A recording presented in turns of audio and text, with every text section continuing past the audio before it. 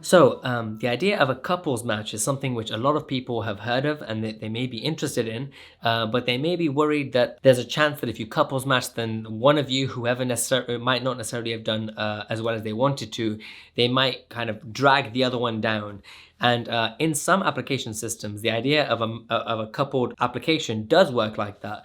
So for example, in the UK, they use kind of the lowest common denominator ruling, where whoever has the lowest score overall in their application and whichever area they end up being sent to, the partnered person will end up having to go with them to that other area.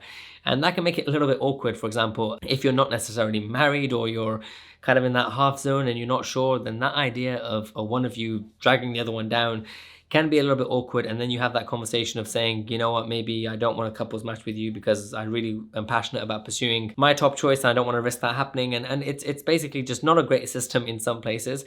The US's couples match is actually a much better way of doing it, in that they don't just say whoever has the lowest score, you're both judged by that score. They give you a bit more flexibility in that you are allowed to pick different scenarios and match them together such that you can respect a particular person's desire to not compromise, for example, where they might end up, and you guys as a couple can decide how to make that decision. So what you do is you jointly submit a list of scenarios. So you say that our top choice together is A matching in their top choice and B matching in their top choice. Great. So that is your first ideal scenario.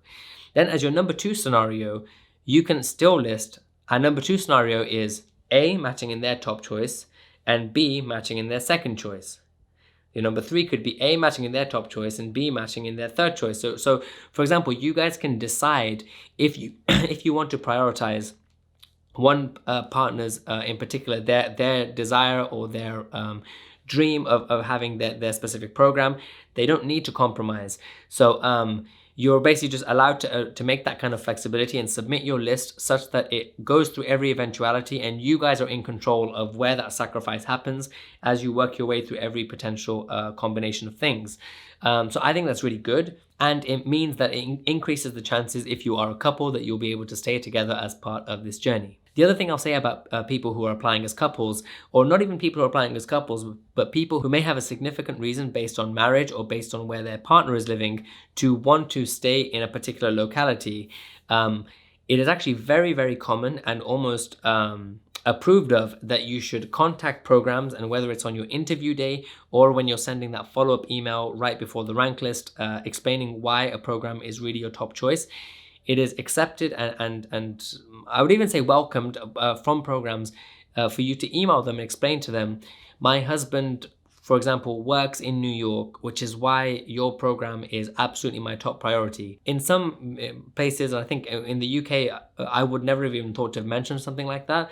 But in the US, they don't respond with, or so, or tough luck. They very much do consider that when they're making their decision, and it kind of adds to the evidence for them that you really are serious about their program, and every program wants to be someone's top choice. Not that it should matter the way the match system works, but something about their pride means that they want to rank people highly who they think are going to rank them highly. So if you make a compelling reason, and there's no more compelling reason than marriage and wanting to stay together, you should tell them. If you're couples matching and your partner is very much focusing on New York and that's where you're going to be, or if your partner has a long-term job in a specific city, tell them that on your interview day or in the post-interview communication in that one email, and it's going to strengthen your chances of matching at the program, and it is the done thing. So don't feel like it's awkward for you to want to do that. So that's the end of this small video on couples matching, and next we're going to go back to talking about certifying and submitting your rank list.